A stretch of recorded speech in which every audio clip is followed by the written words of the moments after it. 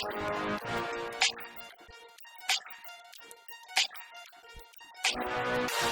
everybody, this is Think Global, and my name is Tim Davis, and I am joined in this podcast room by... I'm Jonathan Smith. Jonathan Smith. John, nice to see you again. Nice to see you too. Hey, man, it is September. Yes, And here we are. I know, hard to believe. Like, September means summer's over. Yeah. I mean, not officially on the calendar, but actually Right. all the summer stuff. Well, schools are in session. Yeah. Yeah. Kind of crazy. Yeah. Labor Day's behind us. And I just got back from vacation. Man, for 37 years, we've been taking our family out to North Carolina on the near the Outer Banks. And this time it was just Lynn and I. And it has been a great tradition just to go there and relax. And so I'm feeling pretty good today. You look refreshed. Do I look refreshed? You do. Thank you. That's a compliment from you. I'm glad to know that. And I do feel refreshed. It's always good for the soul to turn everything off and to just relax and chill. And that's what we did. It was a lot of fun. Very good. And by the way, with September here, hard to believe, but just hours from now, we are on our way to Hong Kong. Yes. It's been 4 years. Right. Nearly. Plus, yeah. Or more, right? Yeah. I think March 2019 maybe, or maybe fall 2019 was our last time there. And so, yeah, I'm really excited to get back. Man, it's been a long time. It's one of our favorite cities in the world. Yes. Great friends, great people there. Great food, by the way. I'm looking forward to that again. Yes. I mean, it's a beastly trip over there, though. The flight is crazy. It's not easy. One of them is 15 hours alone. It's not easy, but it's worth it. It is worth it, yeah. So looking forward to seeing friends. We have good friends there. Obviously, the food and the culture are amazing. The city itself is amazing, but hugging old friends will be refreshing and fun. Yes, without masks. That's going to be fun, yeah. So anyway, it'd be great to be back there. Looking forward to our time there. It's going to be a lot of fun. Anyway, we are back to our podcast. And John, what are we doing today? So last month, we started a series called Going Beyond Expectations, where we're looking at a few different topics and then looking around the world at how those things play out globally and how we, regardless of culture, can go beyond expectations in those things. So last month, we looked at the idea of generosity, and then looked at that around the world, the most generous countries and cultures, and then how even us in our own lives can go beyond expectation. And go back and listen to the episode, but it was really more than just financial generosity. Right. We talked about being generous with our time, for example. So anyway, this month, we're going to jump into the topic of optimism or choosing joy. So joyfulness, optimism, happiness, and we're going to look briefly around the world and how that's perceived in different cultures, but then also talk a little bit about how we can choose joy and to be more optimistic in our day-to-day life. Yeah, and I need to thank you at the very beginning, John. Okay. Because you and our team here did a lot of research on this while I was on vacation, and I'm grateful for that. So we're going to condense it for everybody because there was a lot of research done, and we'll try to get the points across that are important for us. Yeah. So I think one of the important or interesting is a better word, interesting things that came out of the research was how Western cultures and Eastern cultures view optimism or happiness. So we could just run through those briefly, but for example, Americans might relate to this.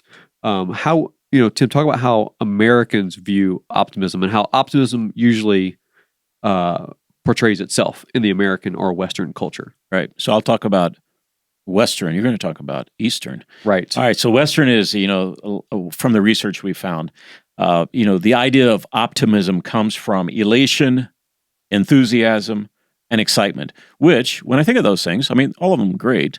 It's a part of the human emotional pattern to be elated or enthusiastic or excited about something. But often, as I think about it, those are often stimulated from outside sources. Mm-hmm. Like something good happens, a promotion happens, our team wins, and it all produces these emotions that we have, and they're stimulated from the outside. But from the Eastern mindset, it's a lot different. Yeah. Yeah. And the Eastern mindset, and I'm actually, from the research, we didn't go seek this out. It just kind of popped up out of the research, was that it particularly talks about the Hong Kong Chinese and how they define happiness or joyfulness, and that would be through states of calmness and relaxation. Right. And I'm actually going to put this to the test when we're in Hong Kong. Yes. I'm going to ask like if that's true, because All right. let's not pretend like we're experts in every culture around the world. We're not. Let's go ask the people who grew up there, live there, and that's their home culture. So I actually want to bring this research up to the people that we meet with, talk to, chat with, and just casually say, like, is that true for you? Would that define your experience of how you express joyfulness or optimism? So anyway, from the research, that's what we have. Eastern cultures typically view it as a calming or express it through calmness and relaxation. Right. Whereas Western cultures, it's elation, excitement. Right. So big excitement in your face and calm, relaxing.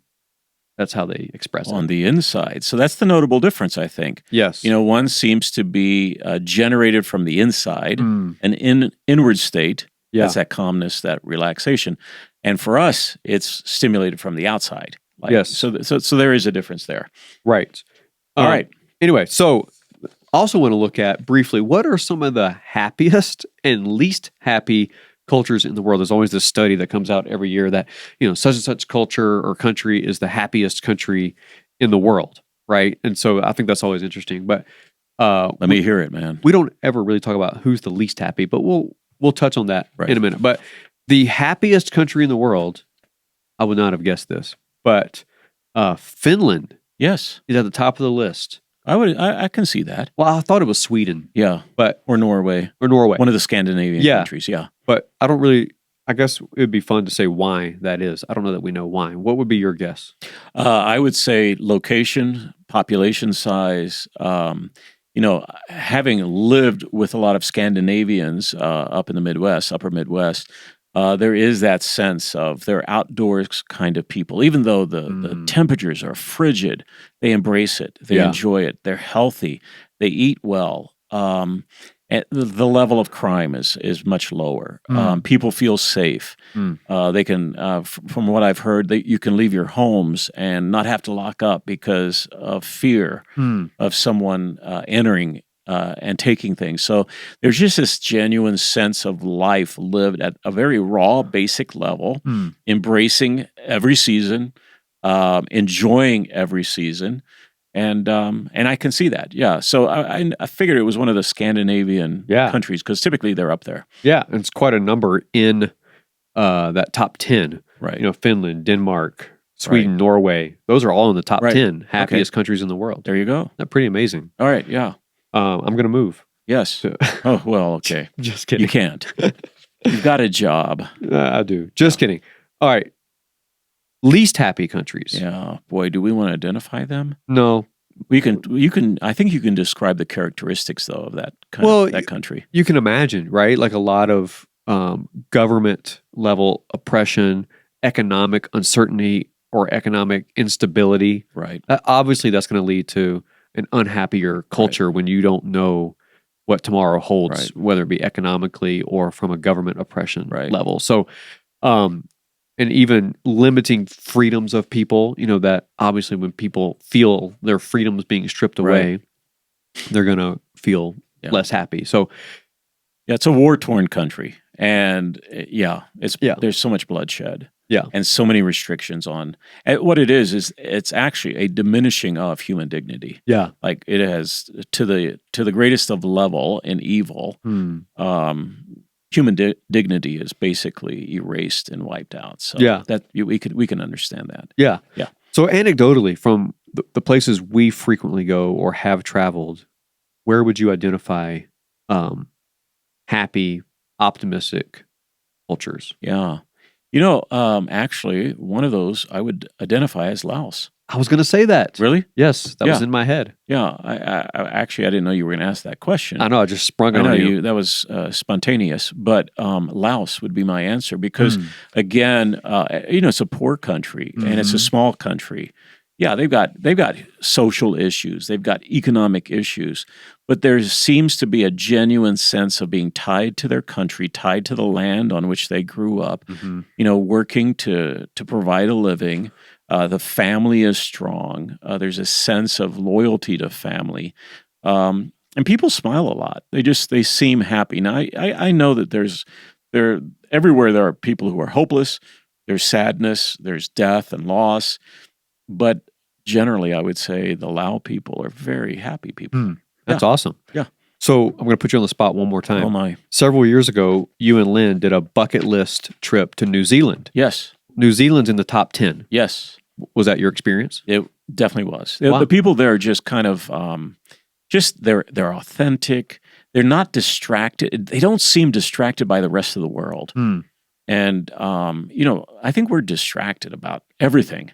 But in New Zealand, the sun comes up, they live the day, the sun goes down, they sleep well at night. I think we visited friends who lived there, and he was a sheep herder, and they were isolated, man. They're many miles before you get to their first neighbor. Wow. And it's gorgeous. Yes, it's beautiful. And yet they just are happy. And that's what I would sense about the New Zealand people. They just tend to be very happy. They love life, and they actually love being from New Zealand. They love their place. They love their land. There's again just a great sense of contentment that they have. So yes, I would agree. I like that word, contentment. Yes. Maybe we can touch on that later. Yes. So that's kind of a quick trip around the world to see how other worlds experience optimism versus pessimism, or joy or not so much joy. But in our culture, what are some of the things, and I have a couple ideas that tend to push us toward a negative viewpoint? Because I would say to go beyond expectations and be optimistic, that's actually countercultural here in 2023. I would say there are several things, headwinds, if you will, that push us toward negativity. Yeah. And I have some, but I wonder if you want to speak on that. I'm going to steal yours because I can actually see them. Because I believe I believe what you're saying, and that is, one is media. Yeah. Like, especially news outlets. Yeah. And having been on vacation, we watched probably more news, and I think it was 2 nights. That was it. We watched news, and that's more than we normally do. Yeah. And like mainstream media, on network TV or whatever. Oh my gosh. Yeah. And it's negative, and it's there's so much doom and gloom, and there's people bashing, there's party bashing, there's everything. And I sense man, no wonder I don't do this. Right. So what I've done is actually in my own practice. I mean, this has been for years now, and I feel much better about everything. Not that I want to be an ostrich, put my head in the sand, but I've chosen, the media outlets that I want to pay attention to. So every day I read the Wall Street Journal and the BBC, and that's it. Yeah. And I figure that's enough for me to know what's going on. And I get other email articles from a variety of sources, which are good, and they condense the news for me. But I think I've chosen to limit my intake on that which is negative. Yeah. And the other one is social media. I'm not bashing social media or anything else, but one of the, I think, liberating things for me has been I think it's been about 2 years now. I've just kind of gotten off social media, because what I found was social media is a great platform for people to pretend to be something they're not, to portray something they're not, or to talk about stuff. And you end up finding that yourself wondering, man, can I even compare? I wish I had their life, or I wish I could do what they do, or I wish I had their money. I wish I could live their dream. And you end up just over committing yourself to information that ends up at the end of the day leaving you kind of in the dumps, right? Some of it's good because you celebrate it, and I think there's wisdom in that too, like who you follow, what kind of intake you're taking, avoid others, So I'm not bashing social media, but I think it's been helpful for me. I've got only so much time in life, and I want to use it wisely. Right. And if you are a social media person, that's okay, but all things in moderation, right? And what I've found on most social media is there's polarizing extremes. Right. You either have those that you follow that, we've heard this term, that their life is a highlight reel. Right. And all you see are the highlights, vacations and parties and whatever they're doing, right? All the fun things they're doing. So then you just said it. What do? You compare, which leads to dissatisfaction with your own life. Right. Man, they're always out doing something fun, or look at them, they're always getting a new house, or their house is always perfect, or whatever it is. Yeah. Then the other extreme is the lows. Right. People who only share doom and gloom, people Right. who only share the sky is falling and, all these Yeah. things. And if that's what you see all the time, you're just going to think negative thoughts constantly of, well, I guess the world's coming to an end, Yeah. So it's people who bridge the middle, like neither the highlights nor the lowlights, frankly, they're not interesting on social media. So Right. they don't get any attention, Right. So anyway, I'm not bashing social media Yeah. either. I think there's a place for it. I think people have built genuine, true community Right. on social media. And that's possible, but it takes a lot of work, a lot of intentionality, and a lot of moderation of use. And also what we saw, I guess during the pandemic and even pre-pandemic, was this term doom scrolling popped up as you can't get enough bad news. You just keep scrolling bad news after bad news after bad news, especially in the wake of either natural disasters or terrorism type events or major world events. Those things take up your whole social media feed. And you could just find yourself for hours scrolling. You remember the early days of the pandemic, when that's all we were getting were reports from around the world of death and shutdowns and government lockdowns and all that. And you could just spend hours reading all that. And then you're in a pit of depression, Yeah.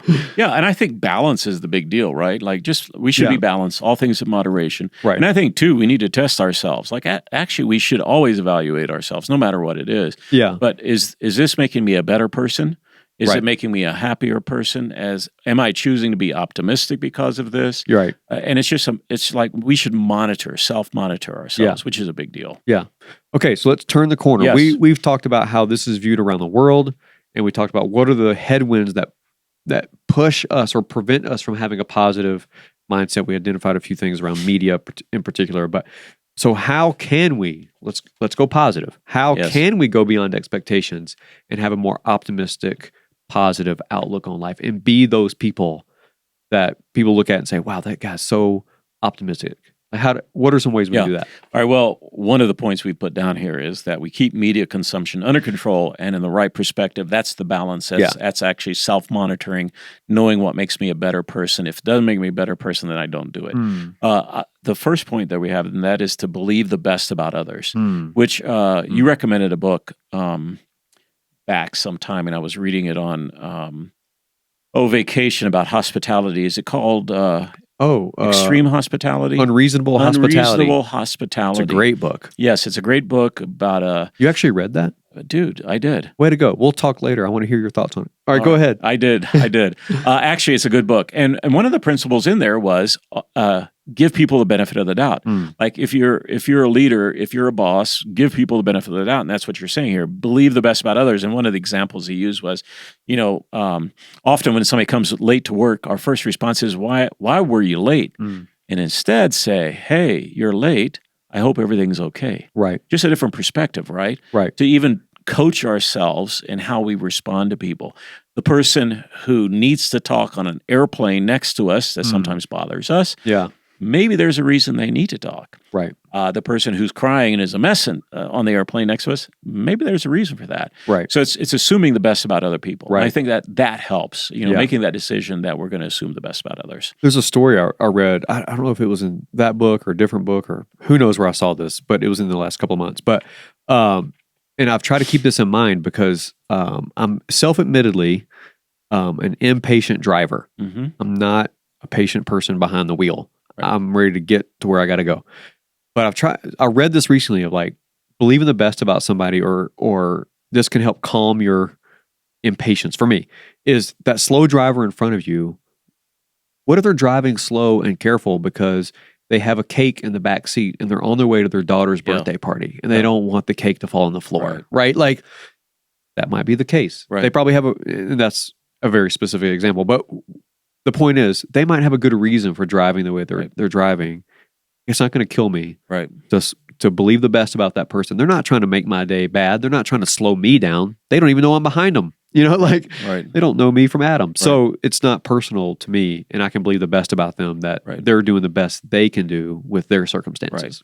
Yeah, so we intentionally make the decision. We're going to believe the best about others in how we respond, in how we think, and how we talk. And we all need that. That's a big deal.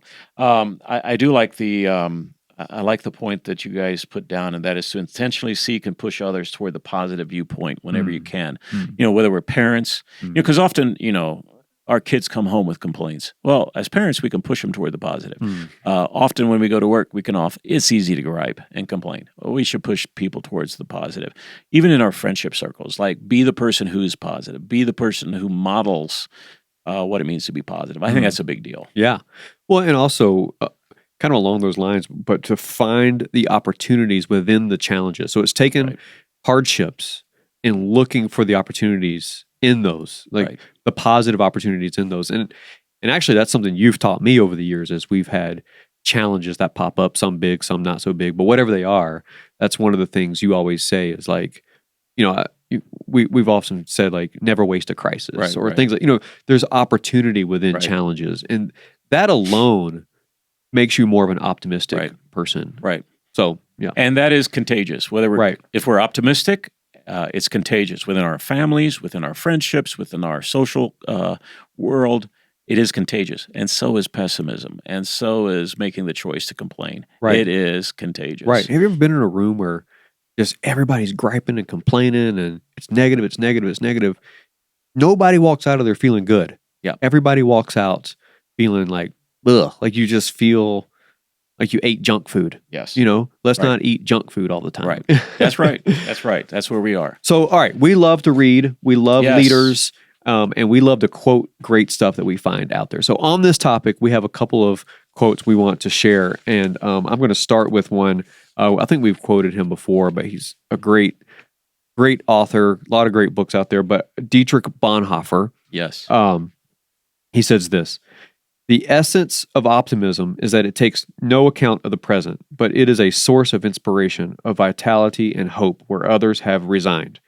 It enables a man to hold his head high, to claim the future for himself, and not to abandon it to his enemy." Yes. Ooh, I like that. that's a lot. Yes. So just rewind and listen to that one more time. That was really good. Yeah. All right. And actually, that man went through a lot. Yeah. And that's why I think his story stands out. Yeah. Another guy like that is Viktor Frankl.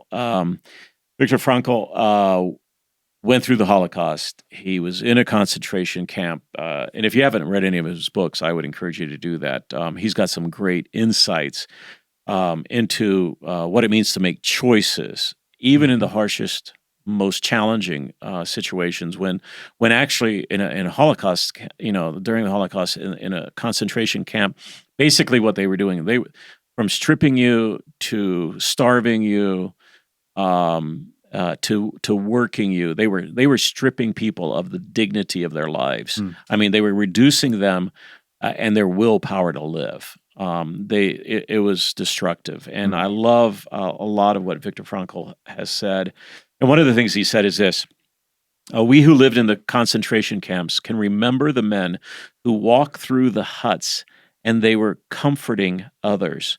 They gave away their last piece of bread." I mean, they're starving. And he says, I can remember those people. There may not have been many of them, but I can remember those who were starving, giving away their last piece of bread. And he says this: they may have been few in number, but they offer sufficient proof that everything can be taken from a man but one thing, the last of the human freedoms, to choose one's attitude in any given set of circumstances, to choose one's own way. I like that. I mean, everything can be taken from us. We can be stripped of our dignity, and yet we can choose on our own our response to that and the positive response to it. That's really good. Yeah, I really like that. And so in conclusion, Yes. as we kind of land the plane here, regardless of culture, regardless of the expectations coming at you and what you see in media and what you see in people around you, we can position ourselves to push against that and to go beyond expectation, choosing optimism, choosing joy. That's right, and we can because of what's inside of us. Yeah, and the mental state to choose that this is how I'm going to live. And I would say again, just think in terms of like where we do that in the context of our relationships, in our closest relationships. We can choose to criticize, or we can choose to compliment. We can choose to be optimistic, or we can be pessimistic. We can do that in our families. We can model it for our children. We can do it in our neighborhoods.